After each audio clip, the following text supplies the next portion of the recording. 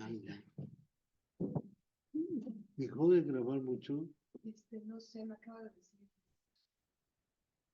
No sé si fue mucho tiempo. Ahorita le digo. Bueno, miren, todo esto, todo lo que les estoy enseñando ahorita, lo voy a tener en un próximo libro que voy a sacar. Todo exactamente y más todavía.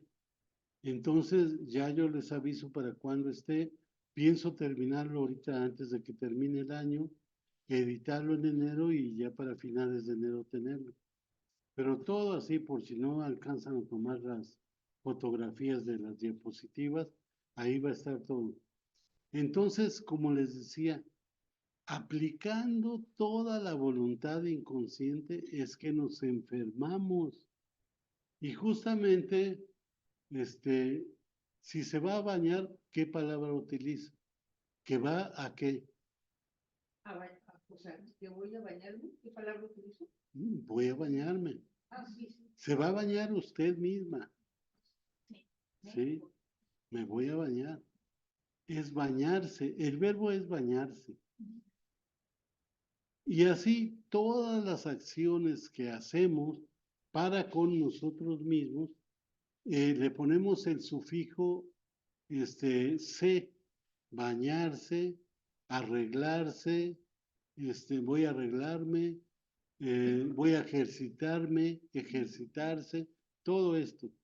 ¿Y qué creen? Que también se llama enfermarse. Porque no decimos se enfermó fulano, enfermarme, yo me enfermo. Y eso es lo que no les han contado.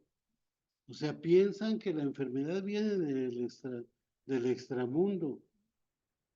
Y después viene su contraparte, la palabra sanarse o curarse. Yo prefiero usar la palabra sanarse porque la palabra sanarse alude a que cuando yo me recupere de esta enfermedad, no voy a volver a enfermar nunca.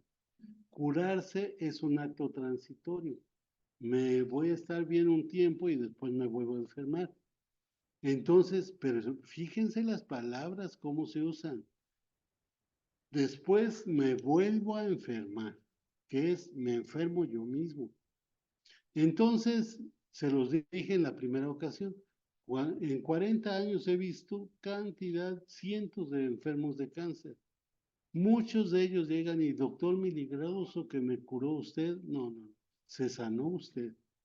Porque yo no puedo hacer lo que el paciente tenga que hacer por él mismo.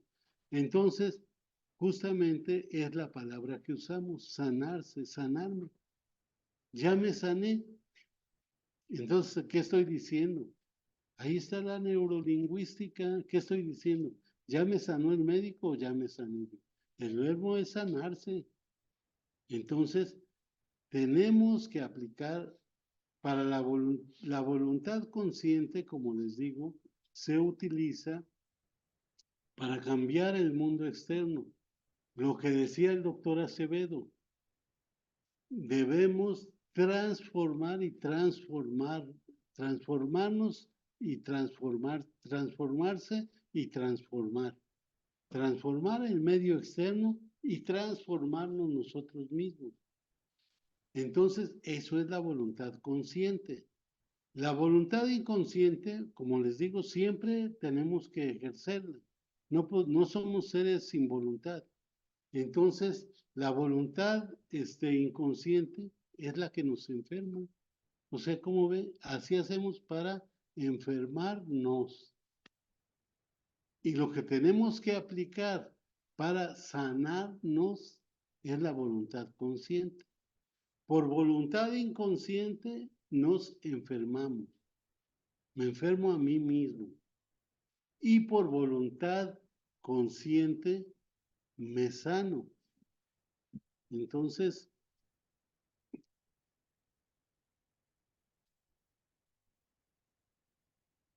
y por voluntad consciente yo me sano.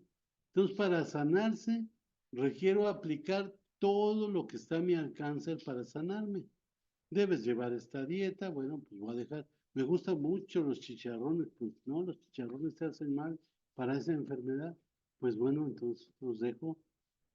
O sea, mi maestro resumió todo el acto de sanarse en una palabra. Era un hombre muy sabio. Y él dijo, ¿cómo se alcanza la sanación? Y lo escribió en el pizarrón, me acuerdo, y puso, mediante la renuncia. ¿Quién puede entender así la palabra? Nada más renuncia, ¿a qué renuncio? Pues renuncia a todo lo que te hace daño, a todo lo que ves, todo lo que comes, todo lo que oyes, cambia todo eso, y eso se llama epigenética, fíjense, que es lo que vino a revelarse últimamente por medio de esa ciencia.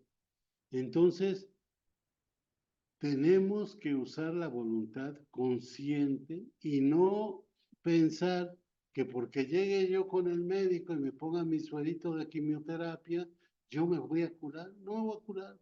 ¿Por qué? Porque yo no hago nada, nomás llego y me pongo. Como si yo me pongo iscador y pienso que el iscador solo me va a sanar y yo sigo con mi depresión, no me va a servir para nada el iscador. Y yo he sostenido aquí a las personas que tienen una voluntad consciente para curarse, y yo se lo sostengo aquí por toda la experiencia que tengo, que son 40 años, más todo lo que me pasé anteriormente con los enfermos oncológicos tratados de manera tradicional. 40 años de usar el iscador. Pero yo les digo,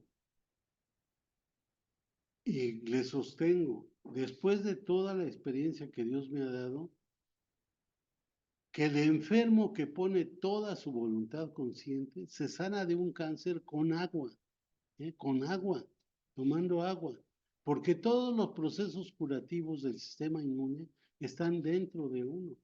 Y si yo tengo fe que con este vasito de agua que me tomo a las 6 de la mañana me voy a curar del cáncer con eso.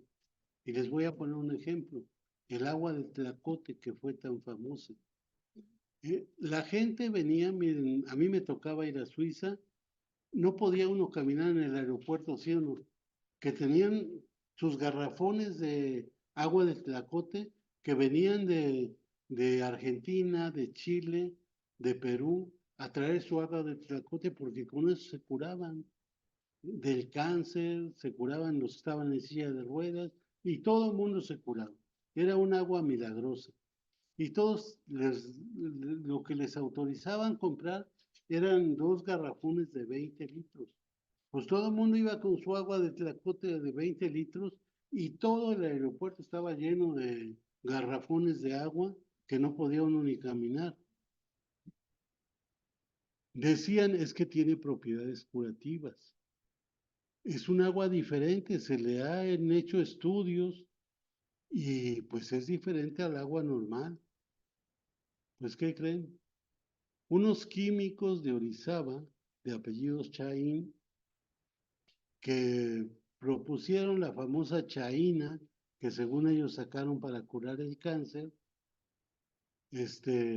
judíos, por cierto, no tengo nada contra los judíos, pero pues son negociantes, ¿no?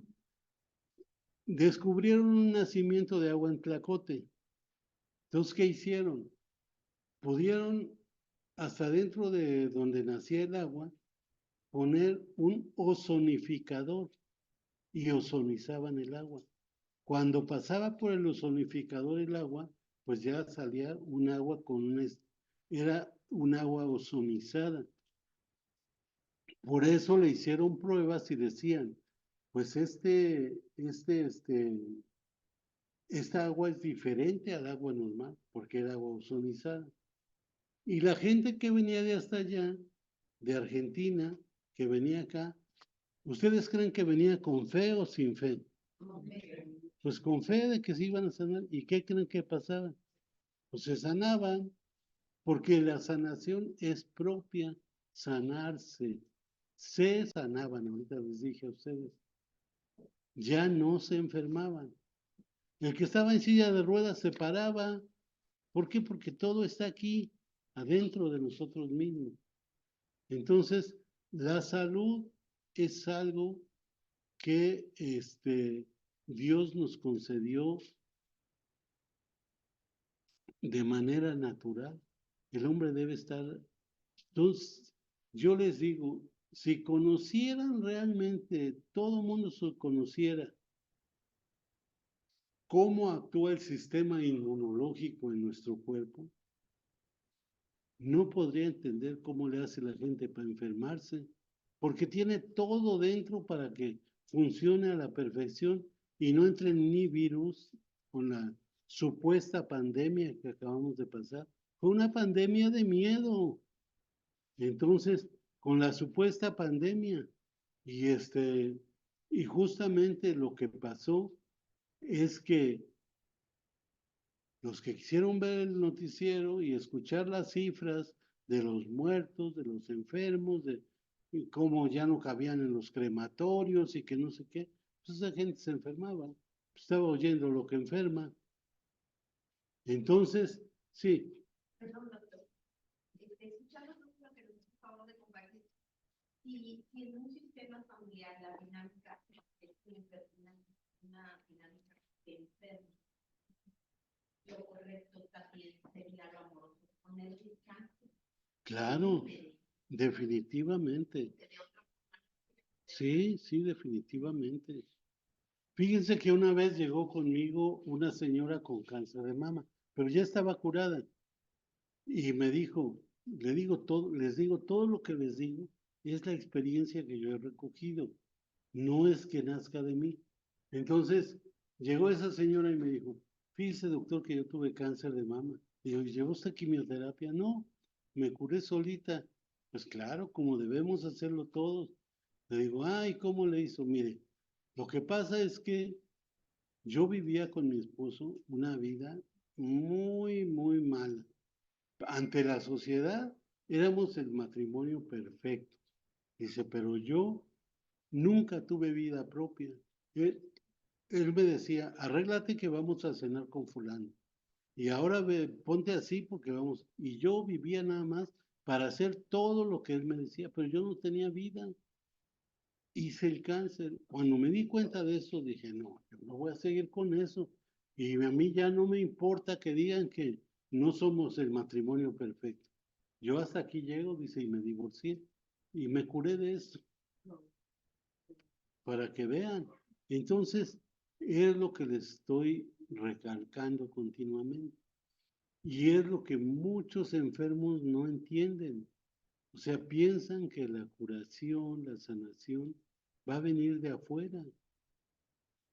Y no, hay que pensar que la enfermedad nosotros nos la producimos con las experiencias de vida que tuvimos y que mandamos al inconsciente y desde ahí se está ejerciendo la voluntad inconsciente para enfermarnos. Entonces, para sanarnos necesitamos la voluntad consciente. Es así totalmente consciente. Todos los cambios y todas las renuncias que debo hacer en mi vida. ¿Debo renunciar a mi familia? Sí, tengo que renunciar a mi familia. Si quiero estar bien, tengo que poner pies de por medio. Se los puse en el ejemplo del doctor del dentista, que vivía en Mérida y que hizo pues que era líder estudiantil, tuvo un altercado en gobierno y lo difamaron y todo, y que pues les agarró mucho odio y hizo un hipotiroidismo y que su maestro le dijo, oye, ¿dónde es el lugar más lejos de aquí de donde vives que te puedas ir? No, a Tijuana. Pues si quieres sanarte, vete a Tijuana a vivir. Y en un año estaba él ya sano, ya no tomaba medicina ni nada, y ya su tiroides se quitó la ira, dice, no tienes que estar en contacto con la gente que te enferma, tienes que irte. Y a los 2 años él regresó otra vez, pero dice, yo ya no sentía nada contra ellos. Todo proceso de enfermedad puede revertirse. Todo proceso, el cáncer, el azúcar, aquí van a...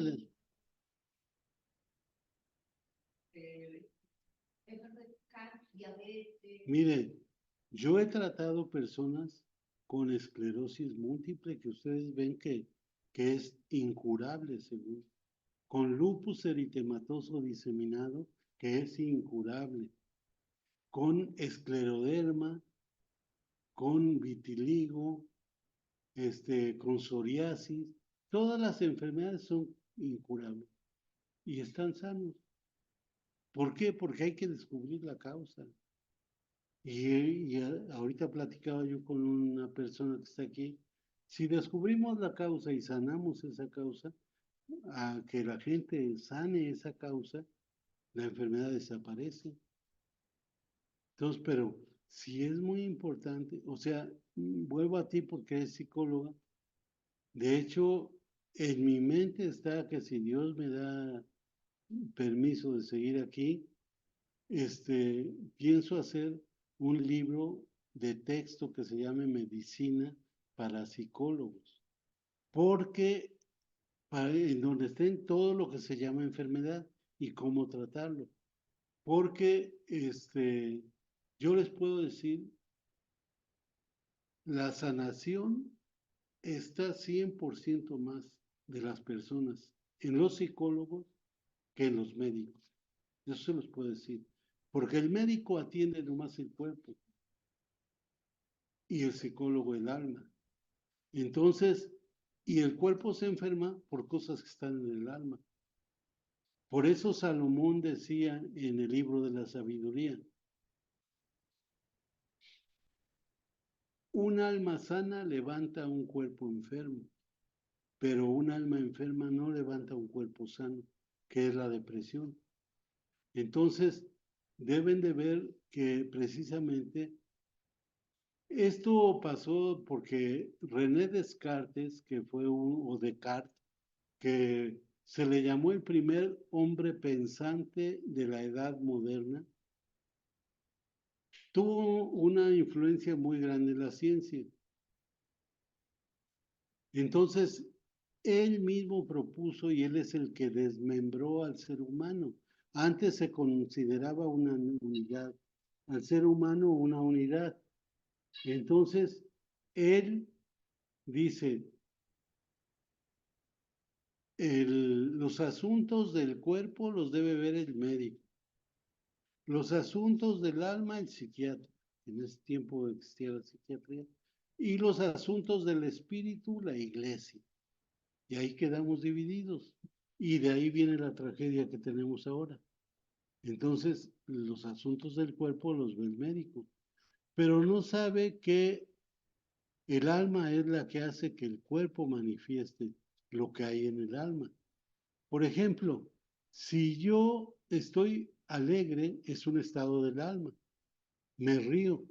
Todos ustedes pueden saber que no estoy triste, que estoy alegre, porque el cuerpo manifestó lo que hay en el alma.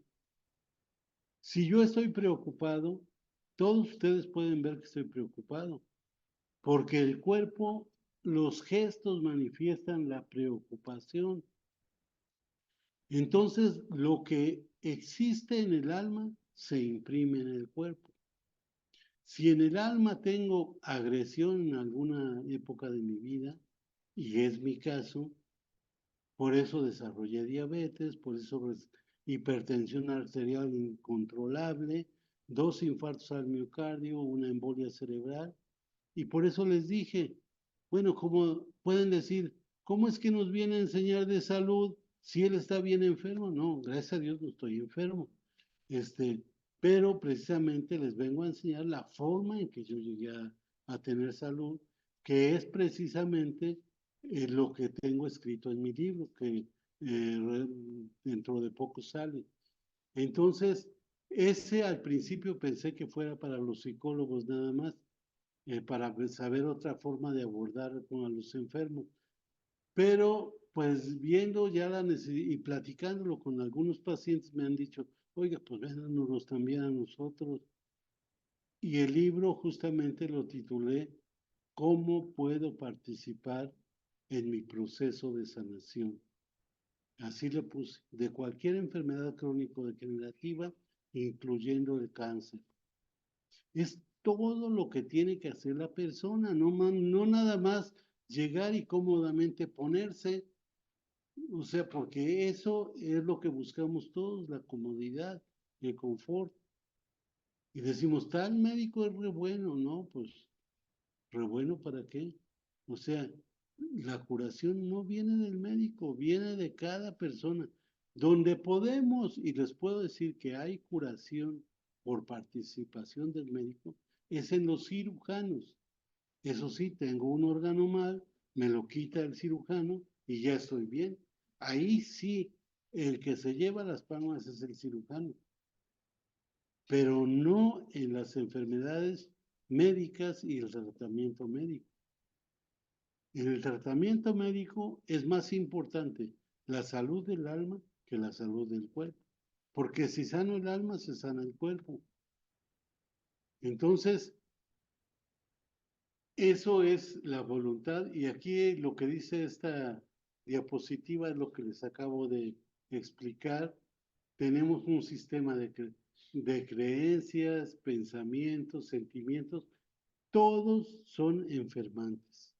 La persona que tiene una actitud positiva en la vida no se enferma, no se enferma. Este, y todo eso, aquí les pongo precisamente la palabra esta. El universo interno compuesto por el sistema de creencias, pensamientos, sentimientos, es decir, toda la epigenética y el tipo de voluntad al que debemos apelar o ejercitar cuando se busca la salud, es la voluntad consciente. Entonces, la epigenética, dándoles una pequeña introducción, se conocía la genética y la genética dice que era inmutable, que los genes que traíamos con eso nos íbamos a morir. Y que si yo traía el gen del cáncer de próstata a los 50 años, a los 50 años yo me iba a enfermar de cáncer de próstata y en mi genoma decía que me iba a morir a los 52 años. Pues quien se creyó eso lo llevó a cabo. Y para mí, yo lo que les digo, la genética es este, para la ciencia lo que para mí es la astrología que se usaba antes. Antes se decía, este niño, al niño que nacía, sobre todo en Europa, se le llevaba al astrólogo y decía, este niño va a hacer esto y esto y esto y va a llegar a hacer esto y todo. Era su carta. Pues ahora la genética hace lo mismo. O sea, copia todo lo demás. Pero ¿qué pasa? Que un doctor español descubre hace como 15 años el epigenoma, y de eso hablo en mi libro también.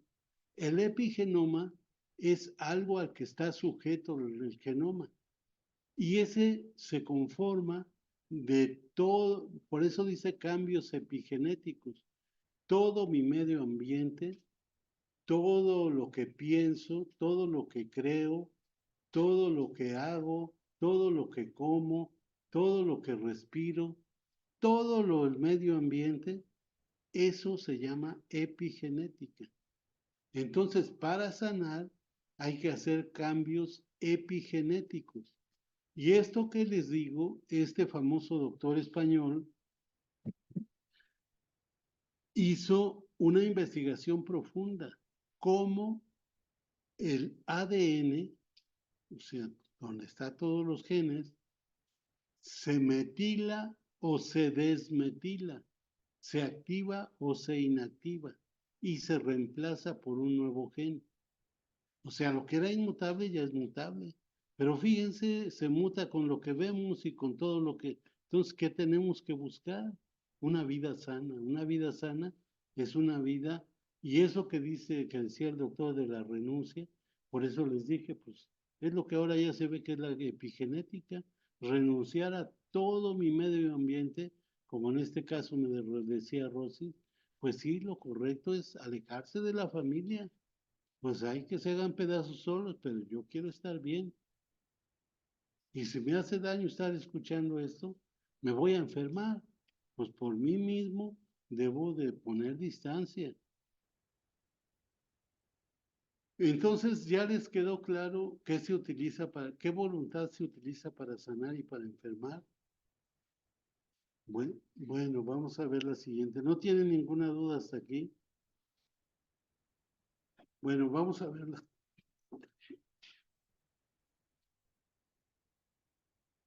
La voluntad inconsciente es el tipo de voluntad que escapa a la conciencia y existe en lo que Jung, el famoso psiquiatra alemán que hizo mucha psicología, era un psiquiatra pero que fungía más como psicólogo, este, definió al inconsciente como la sombra, con el arquetipo de la sombra. ¿Qué es la sombra para todos ustedes? Es aquello que muchas veces no vemos, pero que siempre nos acompaña. Eso es la sombra. Pues eso es el inconsciente. No lo vemos, pero siempre nos acompaña.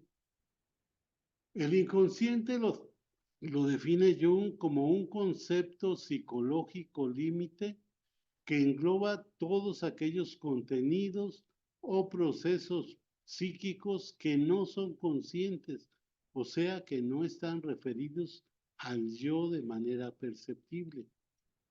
Eso es el inconsciente y es el saco a donde echamos todas las experiencias negativas que vamos teniendo en la vida. Las echamos al inconsciente. Y según la psicología analítica del psiquiatra Carl Jung, este, el arquetipo de la sombra representa el lado oscuro de nuestra personalidad. ¿Cuál es el lado oscuro de nuestra personalidad? Pues todas las cosas oscuras que nos han pasado y que vamos vaciando en ese saco y lo vamos haciendo crecer. Entonces, dice, el lado oscuro de nuestra personal, esos rasgos y actitudes que el yo consciente no reconoce como propios, los va echando entonces ahí a ese saquito. Durante la infancia, la sombra personal la vamos desarrollando todos los seres humanos. En mi caso, pues debido al alcoholismo de mi padre, pues empecé a desarrollar es, precisamente esa sombra que me persiguió hasta hace pocos años. La embolia me dio hace 5 años, pues imagínense 65 años cargando esa sombra, hasta que hice yo este descubrimiento y entonces yo empecé a sanarme a mí mismo, porque es la forma, no es que me sane el, este, el, el médico. Antes de que yo descubriera todo esto, en una ocasión le dije pues yo andaba muy deprimido, muy mal, bastante mal. Y me dice mi hija, recién que me dio esto, como les dije, yo quedé muy lábil de mis sentimientos, lloraba por cualquier cosa, me reía de cualquier cosa, me enojaba de cualquier cosa, por muy pequeña que fuera. Y me dieron medicamentos psiquiátricos, muy malos, por cierto, pero yo me los tomé. Entonces, a lo que me pasó hace unos meses, me dice mi hija, la doctora Xochitl, me dice, oye papá, tienes que ir a ver al neurólogo otra vez, porque tú tienes que tomar, te deprimes, me dice, te deprimes mucho. Y yo, pues, no, mira, mija, yo no necesito al neurólogo. Te voy a decir, yo no estoy enfermo de la cuestión de los nervios, estoy enfermo del corazón. En esos días se había venido Isnet aquí a dar una charla acerca pues, de todo el maltrato infantil y todo eso, y cómo superar el maltrato infantil. Y le dije a mi hija, yo no me va a curar ningún neurólogo, yo estoy enfermo del corazón. Le dije, y quien a mí me puede sanar es Isnet. Entonces, desde entonces empecé a trabajar con ella. Pero es lo que les digo, hay que saber dónde. Y precisamente es hacer este proceso. Ya después le dije a ella, oye, Isnet, fíjate que ya encontré una forma de curarme. Y la verdad, yo ya perdoné a mi papá, ya hice todo y entender por qué él fue así. O sea, por qué fue así conmigo.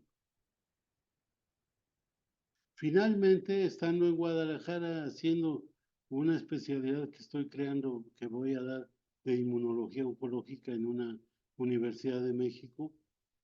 Estaba yo allá, me fui 2 meses a hacer esto y y allá como no estaba ISNET, trabajé con un psicólogo, el doctor Miguel Carquín, que muchos de ustedes lo conocen, muy buen psicólogo, y me dice, y yo le platicaba todo esto y me decía, mira Toño,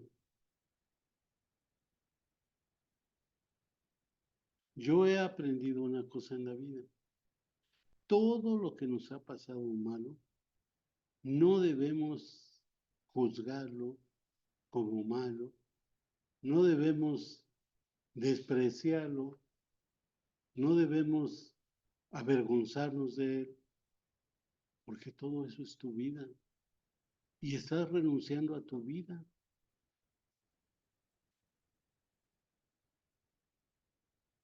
Me dice, y date cuenta que lo que eres ahora es gracias a todo eso. Fíjense, o sea, tiene su lado positivo. Entonces, pues ahí se los dejo de tarea para que vayan viendo cada quien lo que hemos pasado y que nosotros nos quedamos solo con lo negativo, pero no. Y dije, pues tiene razón, no hubiera yo sido así. Mi padre me decía, ¿tú crees que vas a ser médico? Borracho. ¿Cómo crees, mijo? Eso no se hizo para los idiotas ni para los imbéciles como tú. Dime una cosa, ¿cuándo has visto que en el excremento crezcan flores? Fíjense a un niño de 6 años decirle eso, pero yo decía para mí, voy a ser médico y te voy a demostrar que no voy a ser cualquier médico. Entonces, todo esto, precisamente, si estoy aquí ahora, es por todo lo que viví, que en su momento fue negativo, pero que me sirvió de trampolín para llegar aquí. Claro, no todos, y depende del temperamento de cada quien. A otro niño lo fulmina con eso, lo convierte en lo convierte en drogadicto, en adicto a otra cosa, en criminal. Otra de las cosas que me decía él, teniendo yo esa edad, me decía, mi disposición siempre, en ese tiempo no había lavadoras ni planchas tantas, y mi mamá se tenía que echar todo el lavado de la casa, bueno, de la casa física, de la ropa de todos, 9 personas, planchar todo, y muchísimo trabajo. Las mujeres me entienden de cómo es de pesado el trabajo en la casa. Y entonces yo le decía, este, yo veía todo eso y yo estaba siempre presto a ayudarle en lo más que podía. Llegaba yo de la escuela y le lavaba los trastes, le iba yo a traer el mandado al mercado, o sea, todo lo que hacía yo. Pues eso me valió para que dijera a mi papá que yo era maricón. Yo ni sabía que era eso. Entonces, él era masón y que por cierto es una secta que pues conozco gente de muy mala reputación de ahí. Él era masón y cuando llegaba de sus tenidas en la noche, junto al comedor ahí estaba mi recámara. Y le decía a mi mamá, ya no maltrates tanto a Toño, mira, él es quien más me ayuda, el que está más pendiente. Los otros son unos vagos y no les dices nada. ¿Y saben qué les contestaba? Es que ese hijo que tengo es maricón. Y yo de tener un hijo maricón, prefiero tener un hijo muerto. Fíjense, un niño de 6 años escuchando eso, ¿qué sería yo ahorita si mi temperamento hubiera sido otro? Ya vamos a ver los temperamentos. Pues sería yo maricón, pues sí, pero yo dije, no soy maricón y te voy a demostrar que no soy maricón. Como mis hermanos escuchaban que mi papá decía eso, pues también me trataban igual. Cuando empezamos a crecer ya en la juventud todos, a mí me salió primero la barba y el bigote. Y yo les decía a mis hermanos, ¿quién es más maricón, ustedes o yo? Que ustedes no tienen ni un pelo en el bigote. Miren yo, esto es por la testosterona. ¿Quién es más maricón? Y pues no tenían ni que decirme. Entonces, pues miren, esto yo creo que es bastante, tengo ahí más material. Todo esto, espero que haya quedado bien. Lo más importante, cómo nos enfermamos y cómo nos curamos. ¿Qué voluntad tenemos que usar? Y lo que es más importante, que cada uno de ustedes ahora elija qué es lo que quiere ver, qué es lo que quiere escuchar, y qué es lo que va a comer, si se va a ejercitar o no. Yo siempre corrí 10 kilómetros diarios, ahora tengo esta limitación y no puedo hacerlo. Camino 1 kilómetro, 2 kilómetros diarios, pensando en llegar a trotar. Antes de que me diera esto, estaba yo corriendo 5 kilómetros, porque pues por mi edad ya también, y los infartos que tuve antes. Pero a mí me ha gustado siempre el ejercicio. Entonces, eso es muy bueno. Entonces, que lo retomen en su vida. Se puede hacer en cualquier lugar. Entonces, eso es ir cambiando la epigenética, que ya saben, y vamos a ver, en el libro lo van a entender, pero ya saben que incide directamente en los genes. Y por eso el doctor Rudolf Steiner, fíjense, desde hace más de 100 años, el fundador de la antroposofía decía, el ser humano hereda una tira del ADN del padre y otra de la madre, de tal manera que todos nosotros, desde que somos chicos, somos mitad papá y mitad mamá. Y decía él, la tarea de toda la vida es que cada persona genere su propio ADN, que no sea ni del papá ni de la mamá, que sea el mío. ¿Y eso cómo lo hacemos? Mediante todo el cambio epigenético. Entonces, eso es lo que buscamos y es a lo que los invito, porque esto que les estoy dando es algo práctico, no es algo que tienen que ir a un laboratorio, en sus propias personas tienen que percibirlo. Si lo hacen, van a notar el cambio, un cambio grandísimo. Entonces, como les digo, ¿qué cosa es lo que veo? ¿Qué es lo que leo? En lugar del periódico voy a leer El Principito, voy a leer a Anthony de Melo, voy a leer El Padre Larrañaga, en lugar de estar viendo el periódico, la página roja del periódico, ¿y qué estoy metiendo a mi subconsciente? Cosas que nutren, cosas que engrandecen, no cosas que destruyen. Otra tarea que les voy a dejar, y esto va a ser para acercarlos a las fuerzas de la vida. Aquí está ¿cómo se llama? ¿Cómo te llamas? Sí, de los cactus. Lorenza. Lorenza, aquí está Lorenza, y les voy a decir, ella vende los cactus. Ella ve cómo se procesa lo de los cactus para venderlos, cómo sacar más cactus y todo esto. Está en contacto con las fuerzas de la vida. ¿Quién de nosotros hace eso, que esté en contacto? Estamos en contacto con las fuerzas de la muerte, pero no de la vida. El celular. Sí. Entonces, ya les digo, ¿por qué? Porque los trata con amor. Entonces les voy a decir esto de tarea para que empiecen. ¿Se acuerdan que en la primaria hace mucho tiempo, bueno, yo estuve hace muchos años, nos hacían que metiéramos un frijolito en agua o en tierra para que saliera el frijol? Pues eso es lo que van a hacer, pero no va a ser un frijol, va a ser una semilla de algo que les vaya a dar una flor. Porque les voy a decir, la planta es el cuerpo físico de nosotros. O sea, es el equivalente al cuerpo físico de nosotros. Y la flor es el equivalente al alma de la planta.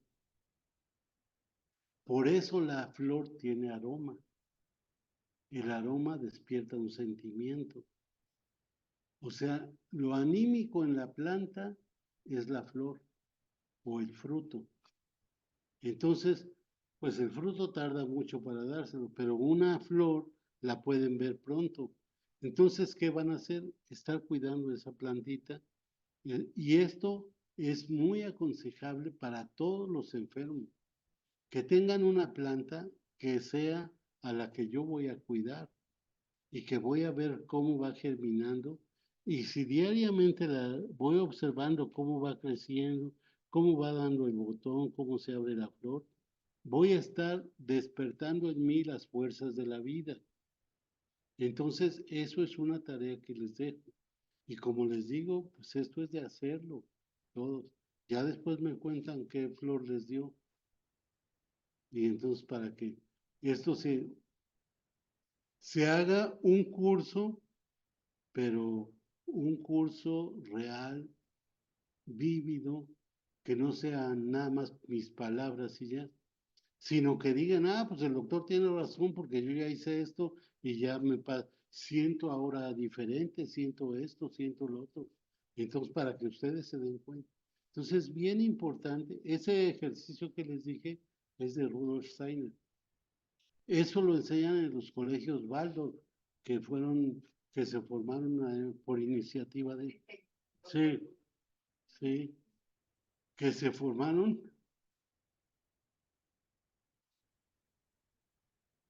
Esos colegios hay en Estados Unidos, en Europa hay hasta universidad. Aquí en Querétaro hay. Hay en muchos lugares ya hasta nivel primaria. Aquí no hay ni secundaria. Pero en otros lados hay hasta profesional. Y todo nace de este conocimiento, de parte de este conocimiento que les estoy dando. Entonces,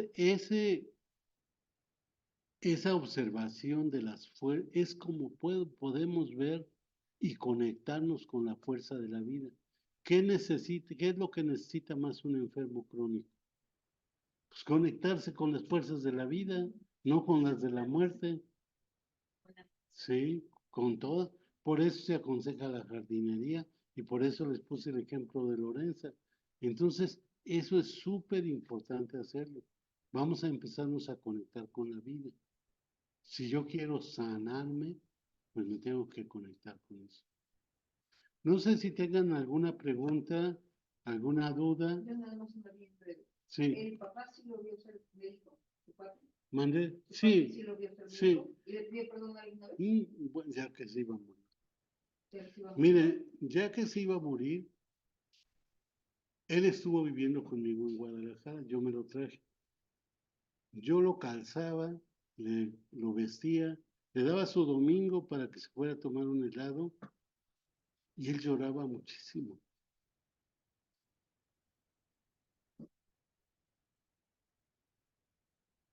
Él estaba consciente de todo el daño que me había hecho. Me dijo, dice, yo pensé que en mi vejez éramos 7 hermanos. De todos tus hermanos iba yo a tener, menos de ti, porque te traté muy mal.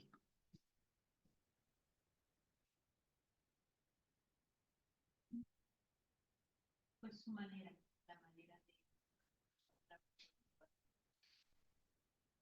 Y me dice, ¿y qué lección me da la vida?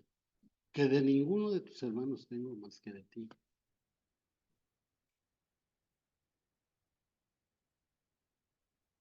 Entonces, lo que les quiero decir es que justamente, pues, en un tiempo eché todo eso a la sombra y es como pude, ya les dije la otra vez que, pues decían, muchos pacientes me decían, oiga doctor, cuando yo llegué vi que era muy enojón usted, tenía el semblante de enojón, pero ya tratándolo ya veo que no, pues sí, es como me crié yo esa personalidad o esa máscara. Y fue lo que me permitió salir en la vida y enfrentar muchas envidias, muchos obstáculos. Entonces, Pero justamente ahora hay que ser auténticos, hay que ser quienes somos.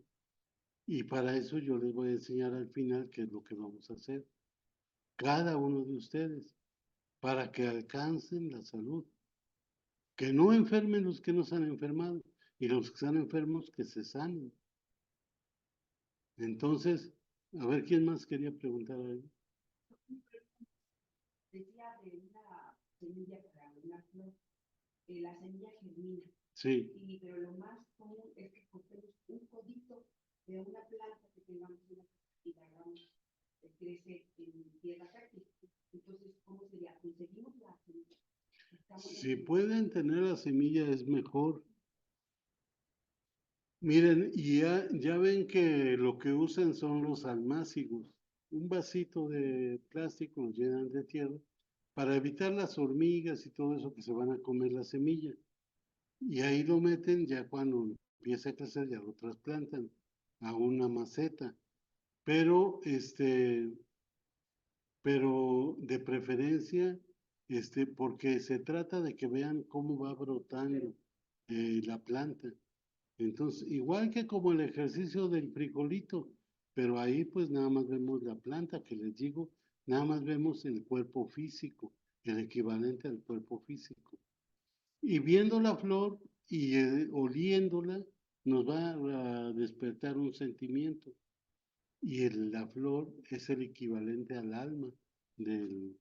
Por eso decía Rudolf Steiner, la flor, ¿dónde vemos el alma? Pues en la flor. ¿Por qué? Porque el aroma, aparte del color, el color lo vemos con los ojos, la forma, olemos. ¿Y qué pasa?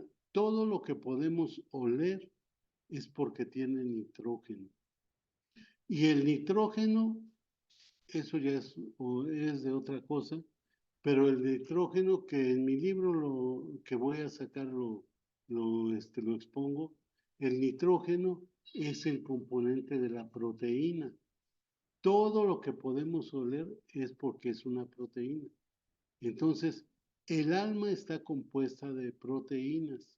De hecho, en psiconeuroendocrinoinmunología decimos que una proteína es una molécula de emoción. Fíjense. Entonces, todo lo que huele es proteína. Entonces, el alma, o sea, impregna el aroma en la flor. Entonces, si puede ser así, no sé, yo, pues ustedes pueden saber, o Lorenza, qué mejor semilla sea para que vean la flor. Hay unas que nacen más rápido que otras. Sí. Pues para la basera de frijol o para el maíz o girasol, por eso es un poco más rápido. Ah, girasol, miren. Sí, el girasol. No sé qué tanto, a mí me encanta el olor de la gardenia. No sé, de la gardenia, no sé qué tanto tarde en... Sí, Bien, doctor, pues muchísimas gracias. Va a enseñar el detalle siguiente. EPI significa más allá de epigenética, más allá de la genética, que es lo que nos decía.